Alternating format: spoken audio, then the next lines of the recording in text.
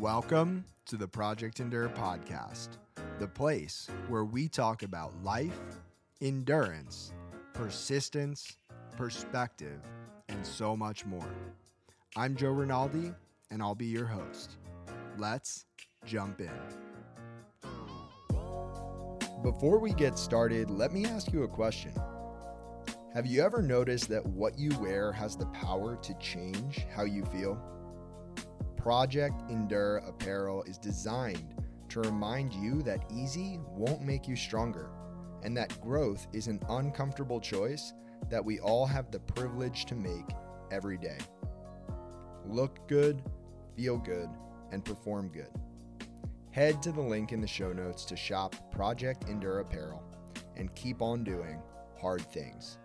Now, let's get to the episode.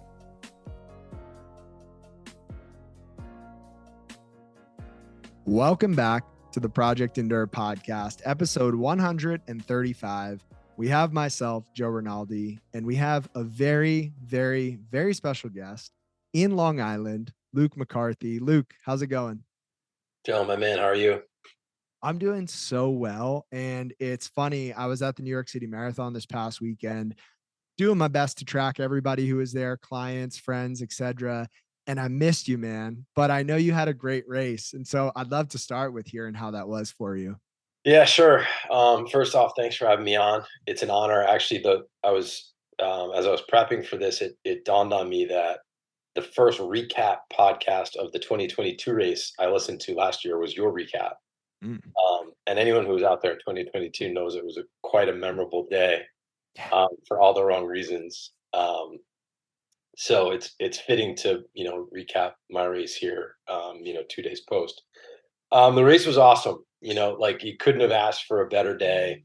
I personally have such an affinity for the race because as a lifelong New Yorker, I'm just so proud of the way the city shows itself on Marathon Sunday.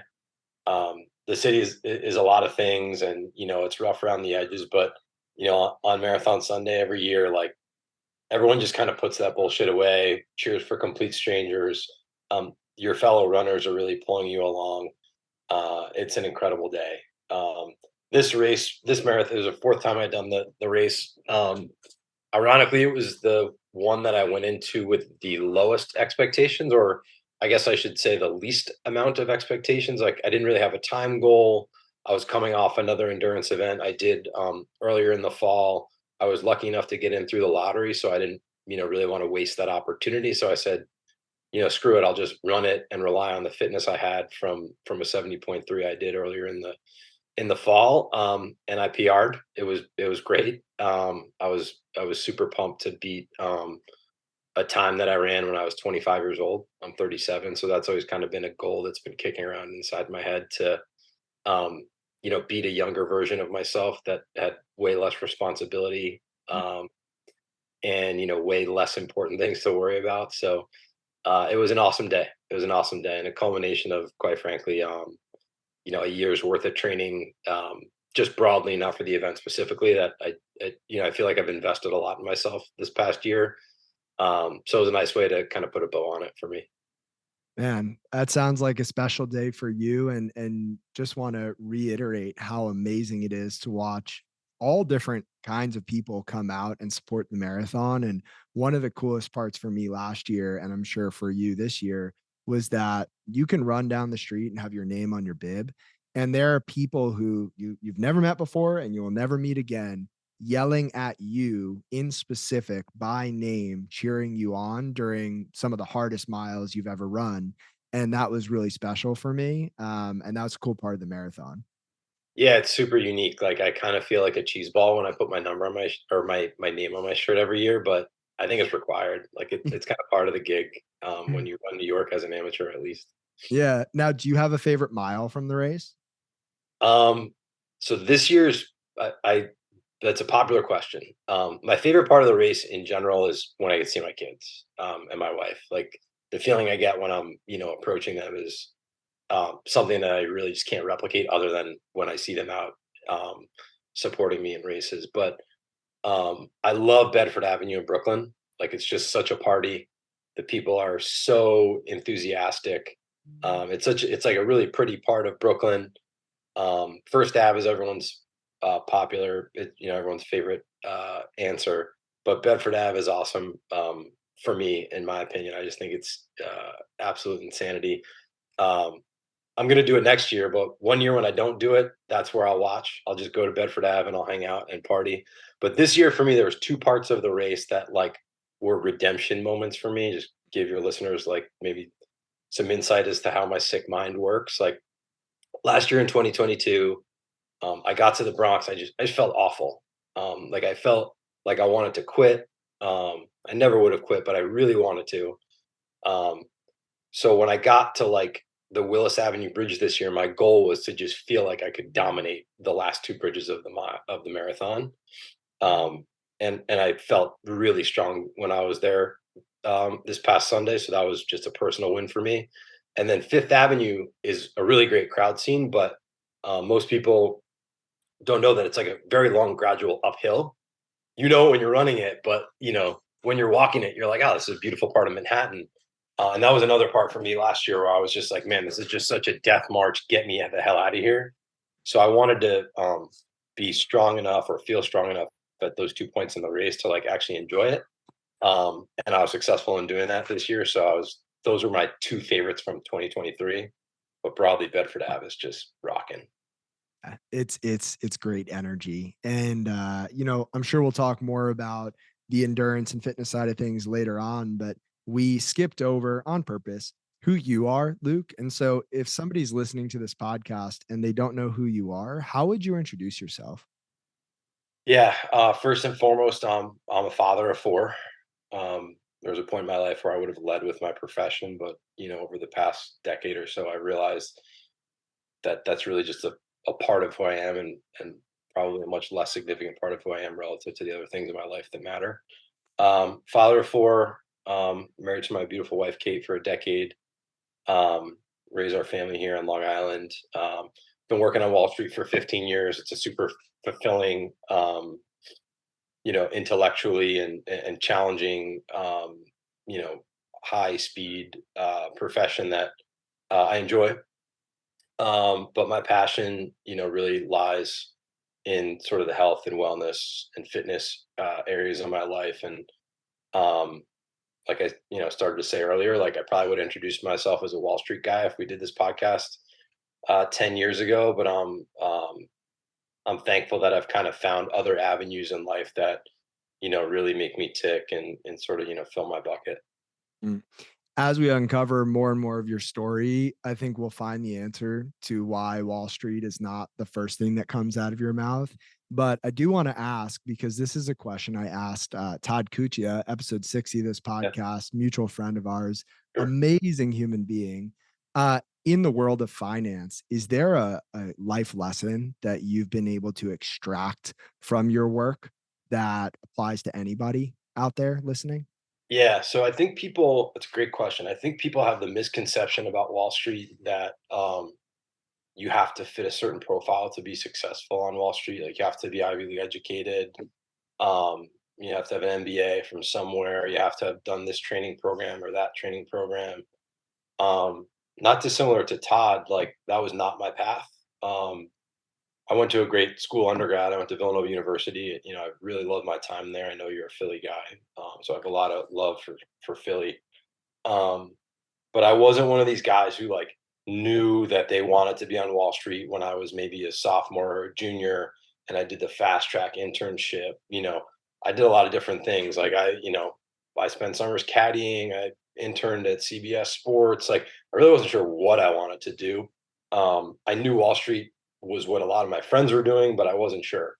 Was lucky enough to get an opportunity post graduation. I was an '08 grad, which was like an epically horrible time to get a job in finance, and realized like I did want to make it my career.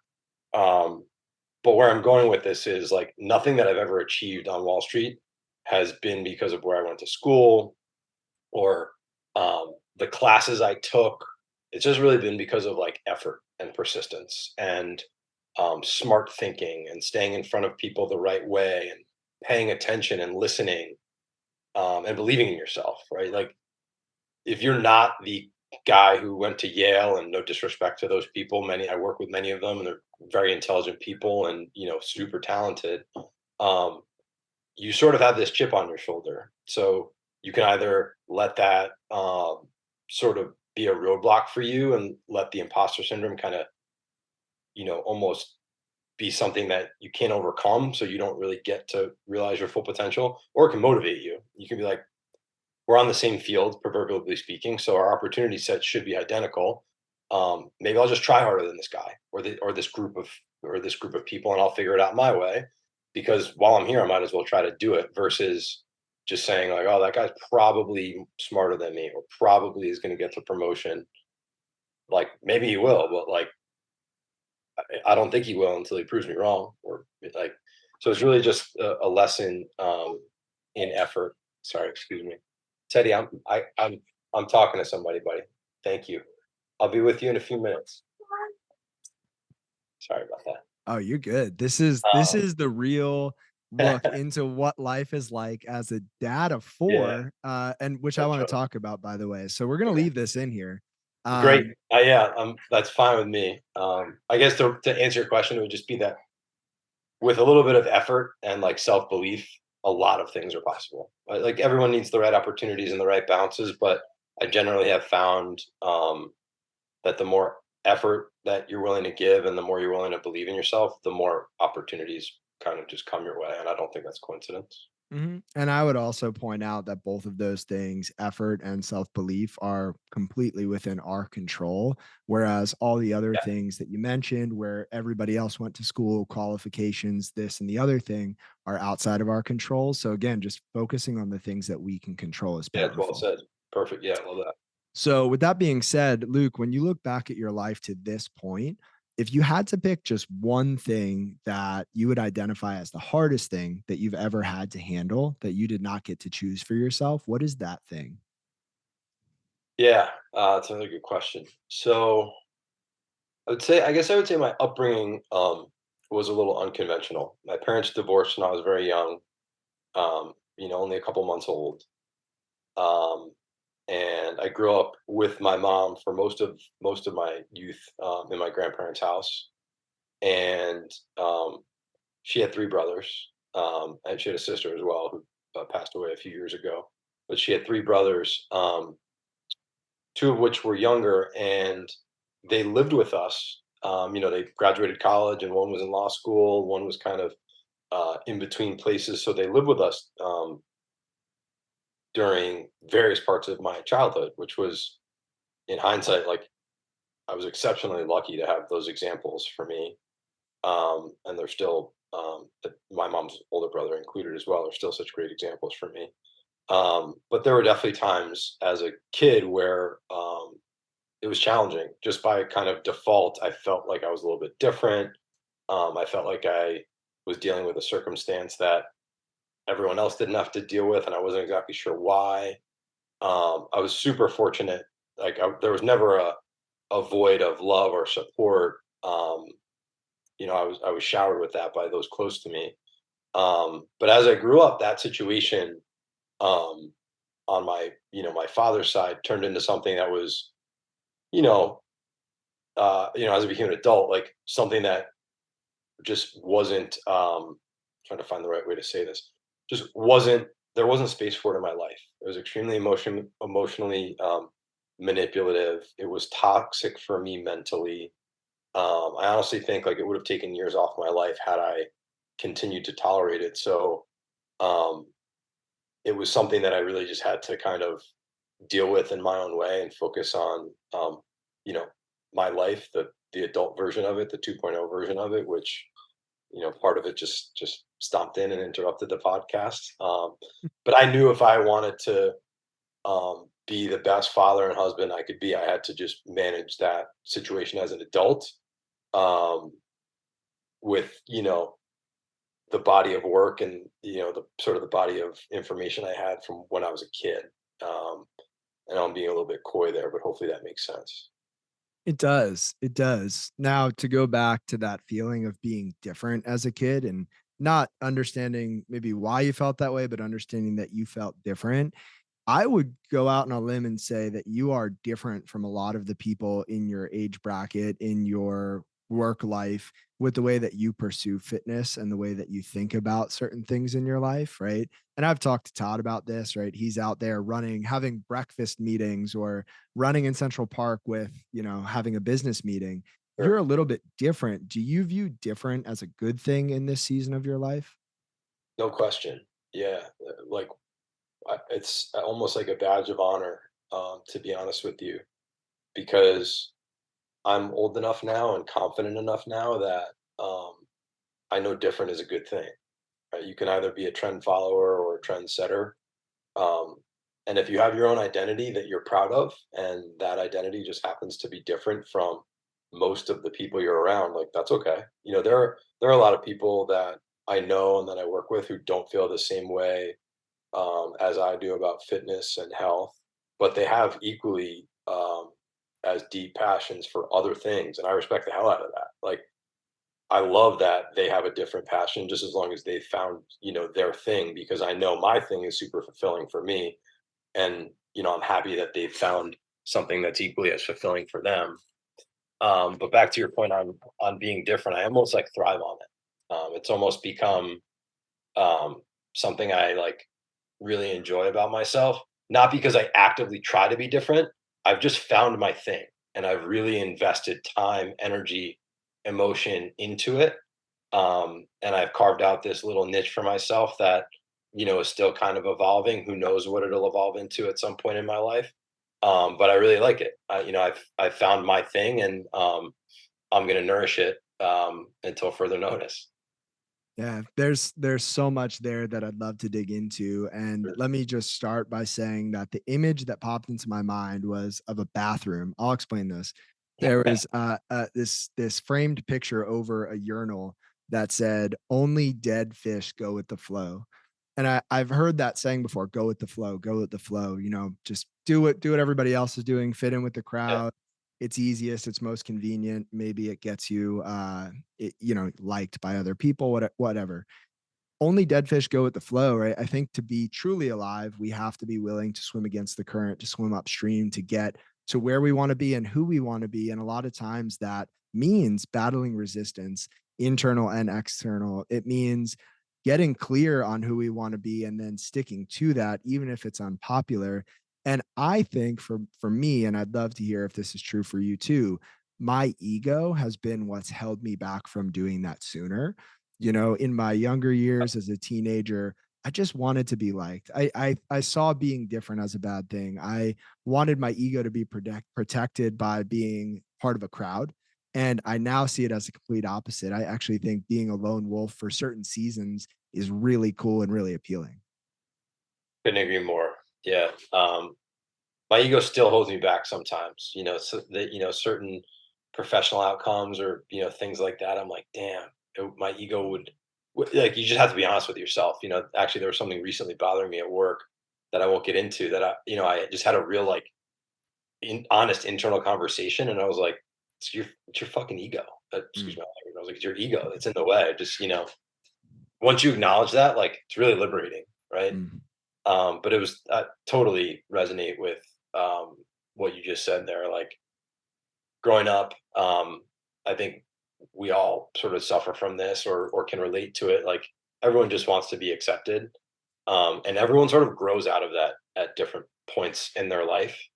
Um, and I don't know when I grew out of it, but um, or if I'll ever fully grow out of it. But I think the trick is you have to just be yourself, and magically you'll find the people that accept you because they're like-minded, or they exist on a similar wavelength, or quite simply they just like respect you for being you. Like there's a lot of very close friends I have who wouldn't be caught dead running with me at 5 o'clock in the morning with a headlamp on, but I know I have, if I needed anything, they'd be here in 30 seconds, right? So I think generally you find like once you get over your ego, it's very like disarming of other things in your life. Like you really start to see the field clearly. Once you like most things outside of the four walls of my house like at the end of the day are like really inconsequential. Like Mm. my family loves me, my wife loves me. That's like that's way more than half the way there for me, right? I'm lucky enough that I have a bunch of other stuff in my life that makes me happy. Um, but ego is the enemy of a lot of that stuff. Right? You just have to um, be true to yourself, and honestly, like it sounds cliche, but just not care what anyone thinks, right? Like you have to be respectful of other people's opinions and prepare for other people's reactions to certain things. But at the end of the day, if you're happy being you and doing what you do, then you're doing it right, um, in my opinion. I agree with what you said, and I love that you mentioned what happens within the four walls of your house gets you way more than halfway to what you need. Yeah, And I'm curious, as a married man with no kids, with a dog, he feels like a kid sometimes, right. and who still struggles with feeling like sometimes there needs to be more, whether that's work related, fitness related, achievement related. Was that sentiment of having enough within your household being enough for you? Was that from when you got married? Was that after child number one, child number two, child number three? Did it incrementally grow? What was that process like for you? Yeah. Um, I don't. It's hard to like pinpoint when it actually dawned on me. But when Kate and I met and we got really serious, like there was definitely something comforting about having her unconditional love, no question. Um, then when I was, kind of figuring out how to be a dad after we had our first, um, I found myself like rushing home to do stuff for the baby and sort of managing my work schedule around that. Like definitely not perfectly, but I would do it more than I did before we had kids, obviously. And then probably like, so the answer to your question is probably progressively. Like as we had our second, it was kind of eye opening to me that like I was needed at home, and I at the time really like honestly was not great about it. Like I was trying to step on the gas in my career. I was trying to be all things to all people, and when I wasn't around at home, I was like, "Oh, well, I'm providing." So like that's a perfect excuse for not being around. Like I'm out with clients all the time. I'm doing all these things. And by the way, I'm ignoring taking care of myself all the while, but it's okay because I'm providing. It was sort of like that process came to a head, and I was like, we can't be doing this anymore. Like what's important is important, and like we have to start acting like it. And once I sort of got like buckled down on that track, our second is she's 6.5. Like I feel like I've progressively like been a better version of myself, both personally and for the people in this house, um, since I sort of made that pivot actively. I wanted to bring up a picture that you had posted on social media Sure. from when your second child was born. Yeah. And so it was two pictures, and one was you holding your second child Yeah. with quite a bit more weight on your frame than you do today. And the second picture was you today. And I would love to hear about what those two pictures mean to you, and the difference, the gap between those two pictures. Yeah. So the first picture, my our second child was super young, a couple months old. Um, I barely slept, and it wasn't because the baby was up. Like my wife did all of that heavy lifting. It was because I was out a lot for work. I was sort of like, if you saw me at my desk doing my job, you'd be like, Luke's really executing well.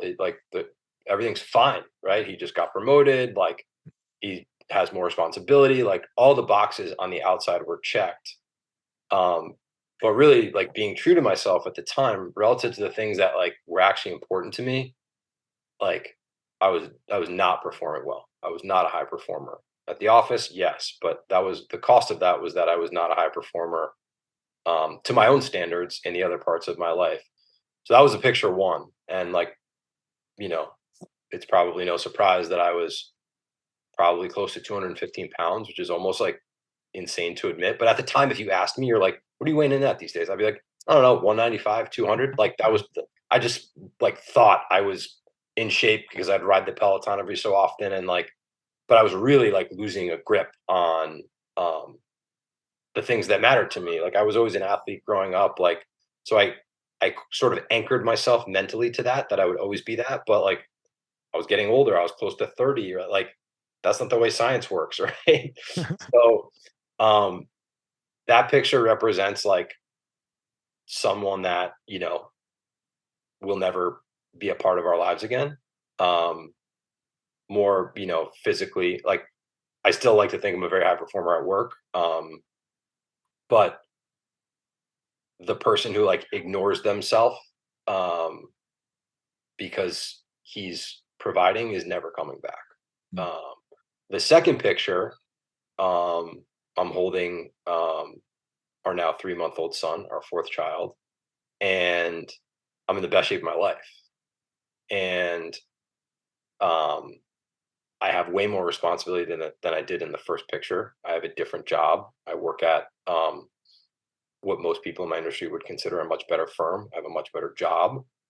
And my fitness is light years ahead of what it was in that picture. Now, I'm not saying that because I'm one of these people with 1 million followers on Instagram that never wears a shirt.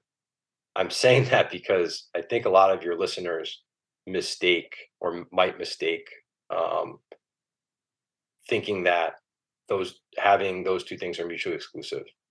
And what I'm fortunate enough to have realized is that they are absolutely are not. And once you invest in yourself, it's such a powerful domino effect to being a better um, coworker, spouse, father, friend, that it's almost unfair. Like once you solve the riddle and you're in a groove and you find the things that work for you, when you fall off track, like you know immediately how to get back on track. Like that's how much control you have over the controllables in your life. And um, the second picture really just represents for me like someone who's super happy, super confident, really excited about the go forward, super confident in that like I can handle life with 4 kids. Whereas the second picture or the first picture was someone who like didn't really know what was going on and was anxious about it, but didn't talk about being anxious about it because I didn't think I was supposed to, or I'm just like, yeah, I figured it out. Yeah, I think that last point is one worth talking about. I mean, the fact that you felt anxious about life and didn't feel like you could or should talk about being anxious is not all that uncommon. I still think today, even though the stigma around mental health has gotten better, it's still not at a place where a lot of people feel comfortable opening up. But it sounds like you are. And I'm wondering where that transition took place. And was there a light bulb moment or was it just a slow realization? I think I just became like more confident about it. Like I've always been an emotional person. Like Mm. even as a kid, I was like a crier. Even to this day, like I cry at weddings and stuff. Like I'm just an emotional guy. I didn't really know that until like actually my uncle got married when I was in fourth grade. One of the uncles who lived with us, and I just like I sobbed the whole ceremony, and I was like, "What?" It hit me like a ton of bricks, Mm. and that was when I realized like I'm an emotional person, right? So I always sort of like shied away from that because I knew I was an emotional person, and guys aren't supposed to be emotional. I went to an all boys high school that wasn't like the most conducive. Todd and I met in high school. He can vouch for this. It wasn't the most conducive environment to be vulnerable and emotional. It certainly wasn't the most conducive environment to like engender confidence about doing that. Right, as much as like the school's mission probably tells you that it is, like it's really hard to do for a group of teenage boys, right? It's almost impossible, right?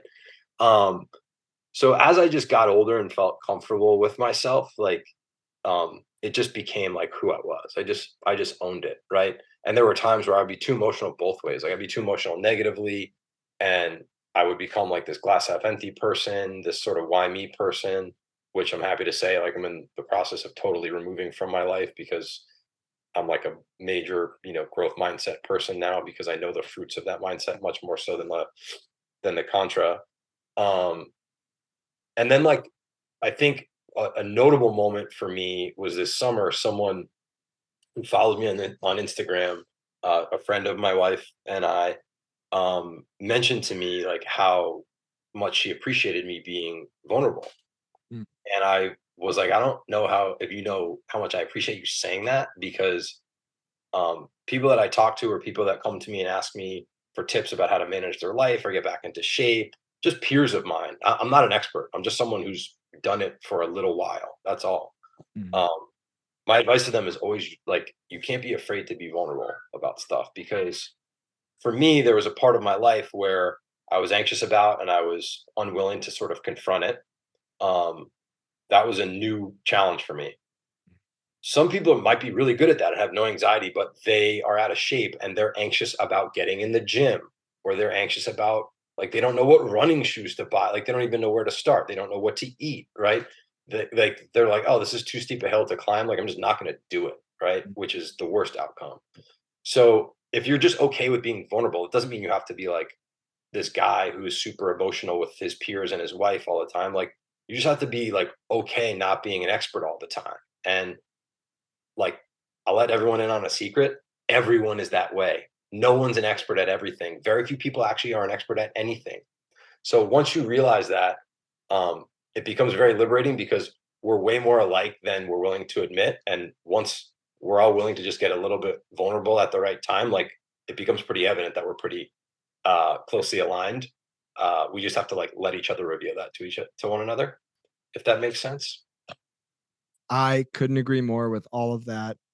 It makes me think a lot of the conversation I had on this podcast with Luke Hopkins, episode 117. And it was one of the moments I try to play middle of the road most of the time, because I think living on the extremes is my tendency and it can be a bit dangerous, but I will die on this hill. Nobody has it figured out. None of us have it figured out. None of us will ever have it figured out. Every single new day on this earth is a brand new experience that none of us have lived before. And there's no possible way to have it all figured out. And so I just want to echo that. Right? We're not experts.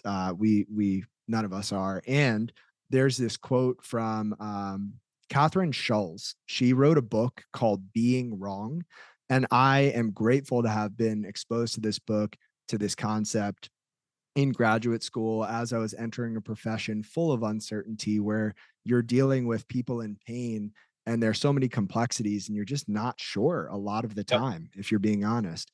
And so her quote is, to err is to wander, and wandering is the way we discover the world. And lost in thought, it is also the way we discover ourselves. Being right might be gratifying, but in the end, it is static, a mere statement. Being wrong is hard and humbling and sometimes even dangerous, but in the end, it's a journey and a story. Yeah. And we're wrong every single day. And I think it's time we embrace that a little bit. Yeah, absolutely. And I think sometimes, if you ask my friends, or people close to me, certainly my wife, like, she would tell you that I always want to be right. Um, but what I want to do is I always want to be curious. So I sometimes battle with just taking people or things at face value or their word, um, and balancing that with just like asking questions or being skeptical, just because like I'm digging and I know that you're not an expert. I know certainly I'm not an expert. So my line of questioning might seem like, man, this guy's such a pain in the ass, but it's really just genuine curiosity most of the time, versus trying to expose anyone, right? It's just Mm. because I'm willing to expose myself immediately, and I'm going to ask you all the questions that reveals to you how little I know, which is why I'm asking all these questions in the first place.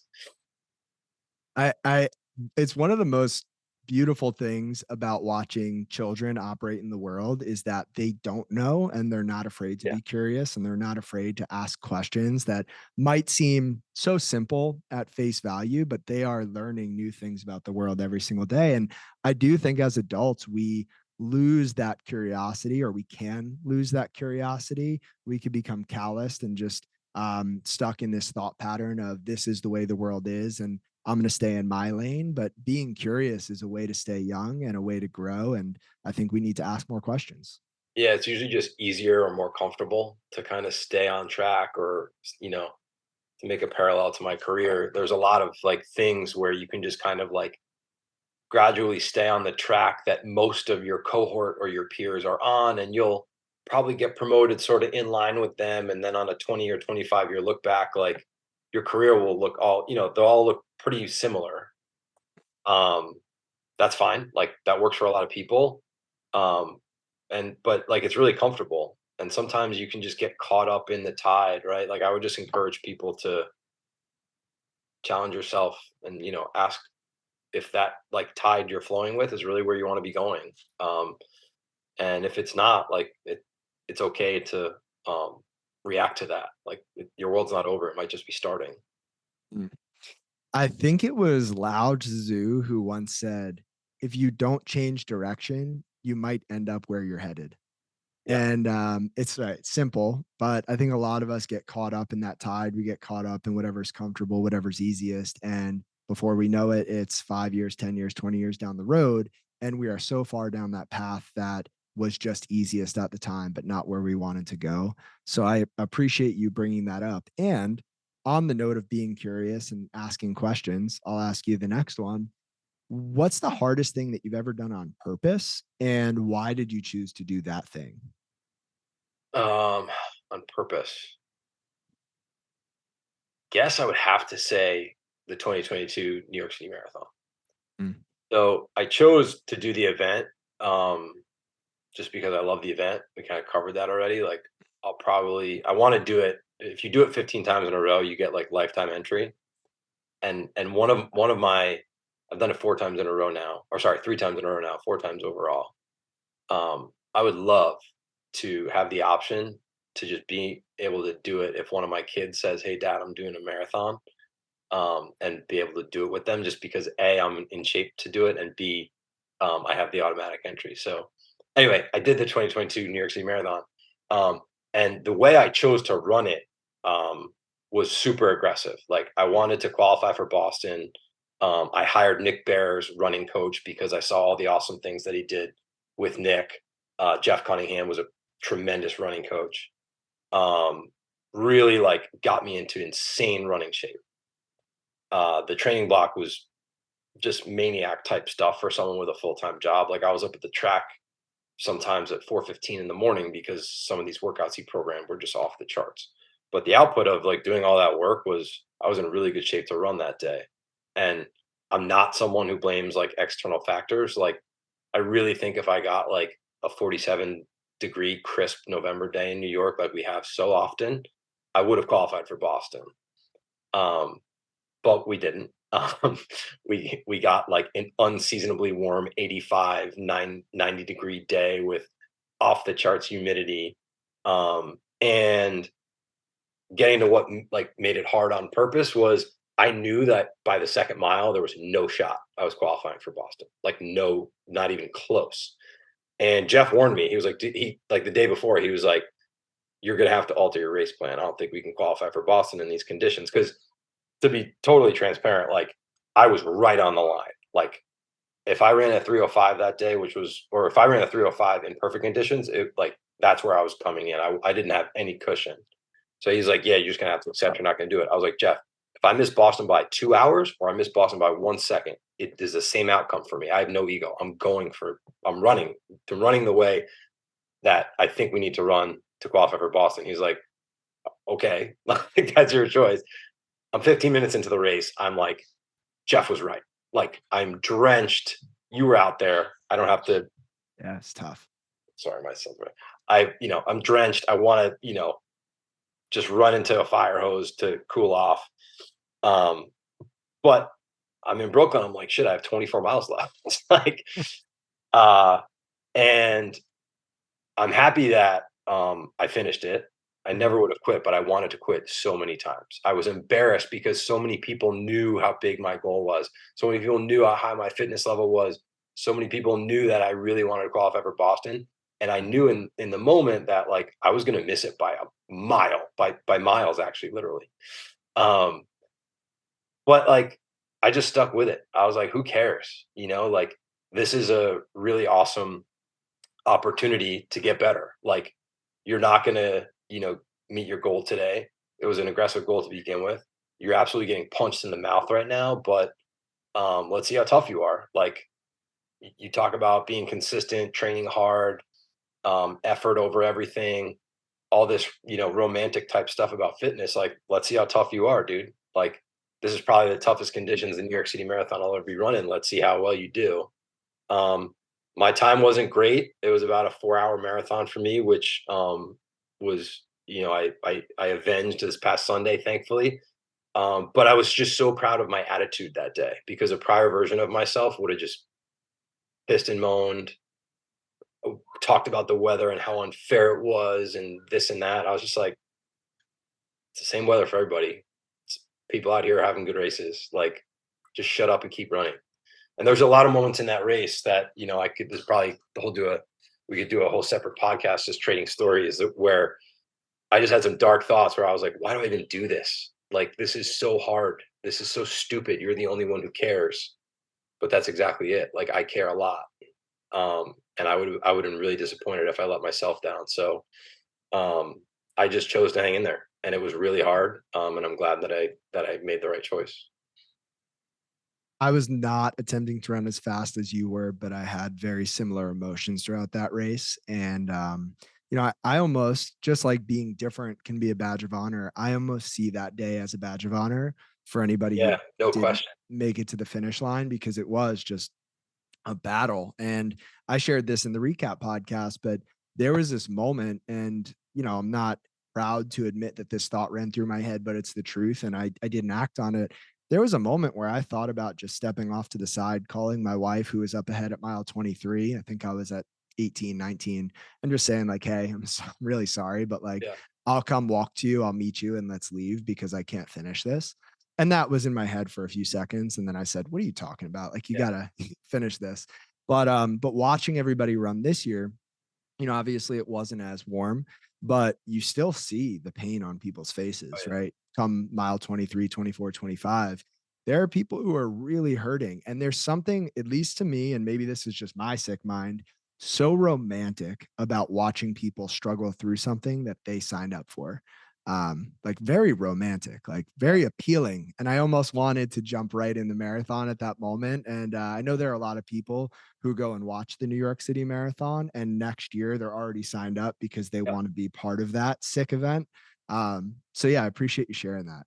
Yeah. Yeah, one of the benefits of it that I'll share is, as bad as the conditions were that day, fast forward 10 months, I'm 2 days out from a half Ironman here in Jones Beach. And the weather is like there's a hurricane blowing through here. Like, they almost canceled the race. And everyone leading up to the event is like, what do you think about the weather? What do you think about the weather? And I was like, oh, yeah, it'll be fine. Like, I gave some sort of diplomatic answer, but in my head, I was like, I don't think shit about the weather because if I could do New York last year, I can do anything. Like, if there's 30 miles an hour wind on the bike, like, okay, fine. Like, it was really hard last year and I was just fine. I finished. I'll be fine on Saturday at, my 70.3. And the weather was really, really bad for the half Ironman, but like, it was equally as gratifying. But the point there is, like, there was a growth moment. Like, there was something that you were able to build on. So the next time, like, you're confronted, there's an analogy or a parallel that you can draw to other parts of your life. Like, anytime you deal with something hard, like, bank that because it's not gonna be the last time, right? And the more you can draw on prior hard experiences, the easier the next handful will be. Yeah. And there's this analogy that I heard recently that I think applies here, which is, those things that happen to us, we can't control the weather, we can't control the conditions, but what we can control is our perspective. And if you imagine a farmer that has two seeds, one is a poison plant and the other is a vegetable that you can eat, and that farmer plants both of those seeds and then tends to both of those seeds and waters both of those seeds, so on and so forth, he will grow a poison plant and he will grow a vegetable plant. And what we plant in our minds, how we see the world, how we choose to see the world, is going to grow if we water it. And so if you choose to play victim, if you choose to complain, if you choose to feel bad about these things that happen to you, sure, you could nurture and water that Totally. poison, but it'll grow if you water it. But on the flip side, right, you can nurture and water that thing that is going to bear fruit. And that's a choice that we all get to make. Totally. Yeah. Totally agree.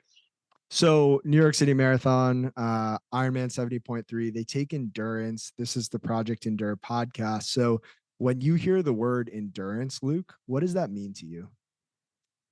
Yeah.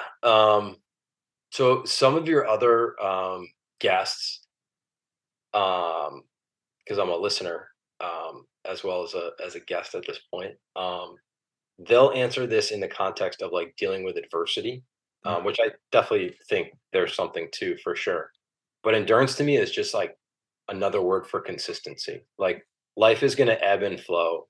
It's going to be really good, really bad, good days, bad days, good seasons, bad seasons. You just have to find like the things that you can do consistently that when life is really good helps you like capitalize on enjoying that, and when life is really bad helps you, work through the hard times, whether it's through, you know things you do to cope with it, people you lean on, hobbies that you have, right? Like you just have to find what those things are, which is easier said than done, and just be like ridiculously consistent and true to yourself, and um, you will be amazed at the level of endurance you have already when you find those things. So to me, like the word endurance is a really like good synonym for consistency, because I think both words sort of embody staying power, um, growth, um, and things that just kind of make you better at who you are, or a better version of yourself, I should say. Mm. Now, this question is not going to make sense to people who don't know a lot about finance or pay attention to the stock market, but would you say that dollar cost averaging is a good analogy here for being consistent and showing up on the good days, the bad Dude, days? And yeah, it's a great analogy. I mean, anyone who thinks that like you're going to start something and your progress is going to be just parabolic or up and to the right every day is really fooling themselves. So, like, just the same way you're not going to buy a stock that goes up every day, just not the way it works. If those exist, I'd love for your listeners to reach out to me. um, but dollar cost averaging is like you invest a little bit more on the down days, right? Like there are so many days when I'm in a training block for something where my alarm goes off and I'm like, I do not want to do this. Like, I do not. I'm brushing my teeth. I'm like going through excuses like, is it raining? Is it kind of cold? And then like you're halfway through the workout and you're like, that thought is such a distant memory. And then you're done with the workout and you feel incredible. Like, that whatever mental demon was existing in there, no matter how big or small, like that thing's gone forever. Right. Like, or if it's a bad day and you don't feel great physically, like just move the ball downfield an inch. Like, just don't go backwards. Like, that certainly happens all the time, right? Particularly when you're training for long endurance events, and they can be hard on your body, like 60, 70-mile weeks, right?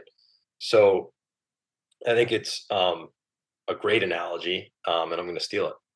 that's perfect. And just to echo what you said, investing more into the stock market on the down days is just like in our life when you wake up and you don't feel like showing up, you don't want to do what you said you would do. Those are the days where you get a better return on your investment. And that's where it's even more important to show up and do the work. Yeah. Investing on the down days lowers your cost basis, which is just another word for like the average price you bought the asset at. So your return over time, if the average price you bought it at, your return over time should go up if the asset appreciates. So the more you invest in yourself on the down days, on the tough days, it counts twice. Ooh, perfect. Well, with that being said, Luke, my favorite question of the podcast is the last question. And, there are people listening to this all over the place who are going through all different kinds of things. And a lot of people are looking to make a change. It might be in fitness, it might be in their career, it might be in their relationships, but they want to make some kind of a change. And as someone who's made a change and as someone who has children, I'm going to ask this question in a bit of a different way. So if your children someday come to you and they feel stuck, they feel lost, they feel confused, maybe they feel even discouraged, and they're looking for you to give them some guidance and some encouragement, what general guidance and encouragement would you give to your children that can also be applicable to the listeners? Yeah, sure. It's an awesome question. Um, I would say it's probably most important to have a really open mind. Um, and I say that because if I use myself as an example, when I started my career, um, the path that I thought I was going down, and the mirrors I had, the men and women who I aspired to be, who had offices and, more lucrative salaries than I did, their lives looked a certain way. And at that point in my life, I was like, that's what my life's going to look like. I'm going to be out a couple nights a week. I'm going to be 20 pounds overweight. I'm going to look like I used to, be in shape. But like this is kind of like the poster boy for that, or the poster man, the grown men, but and women. Um, this is what my life should look like. And networking is going to look like this. I can only spend networking time with these types of people because this is my network, my business network, and these are my friends. Over the last 5 years, and definitely over the last 12 months, particularly on the networking front, um, I've been super open minded to like that changing massively, right? Like a lot of respect for my peers professionally. I love what I do, but what kind of got me unstuck was just having an incredibly open mind to my life not looking like the people I mirrored myself at, mirrored myself against for whatever reason early in my career.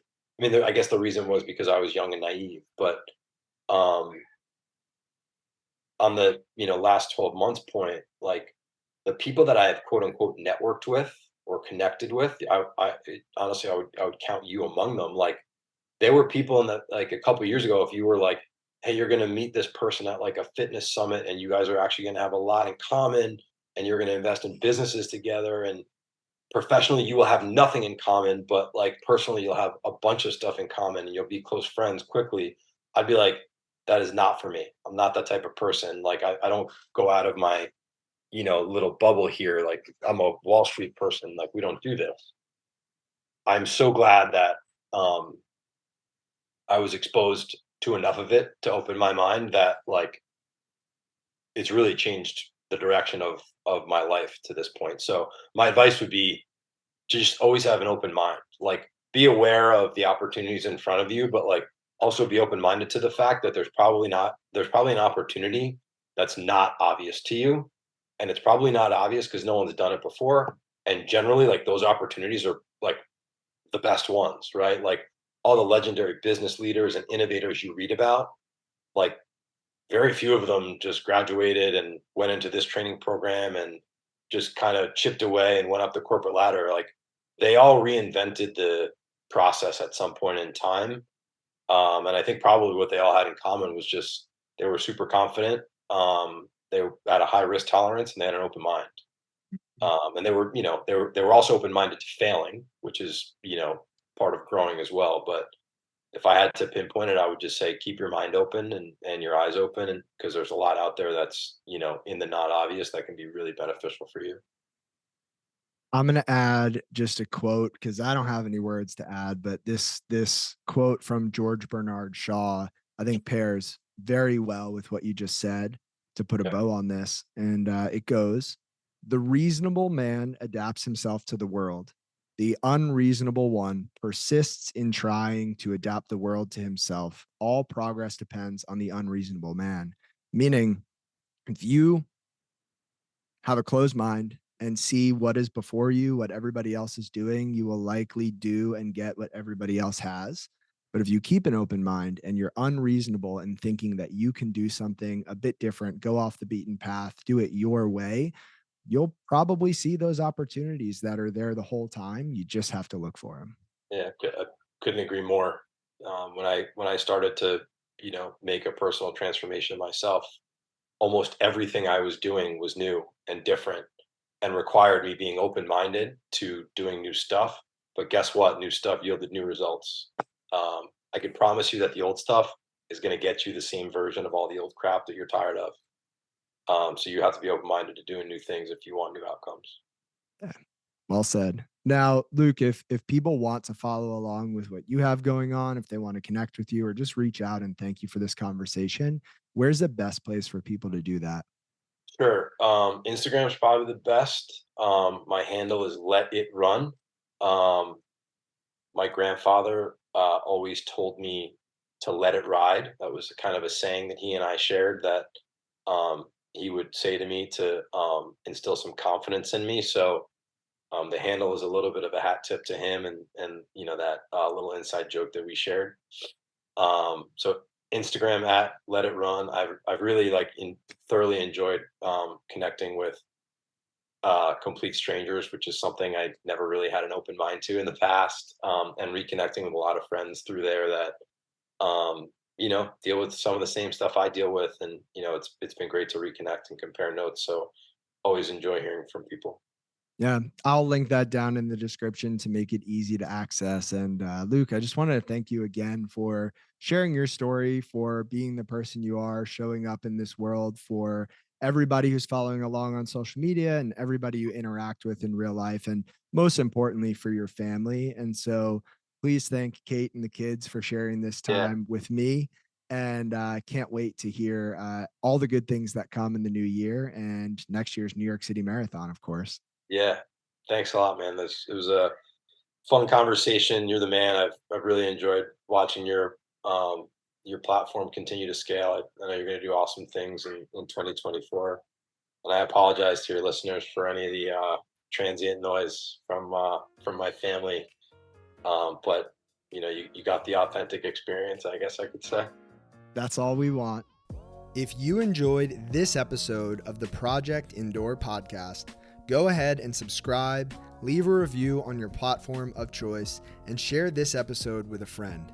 It helps us get more conversations like this out to more people like you. We appreciate you, and we'll talk to you next time.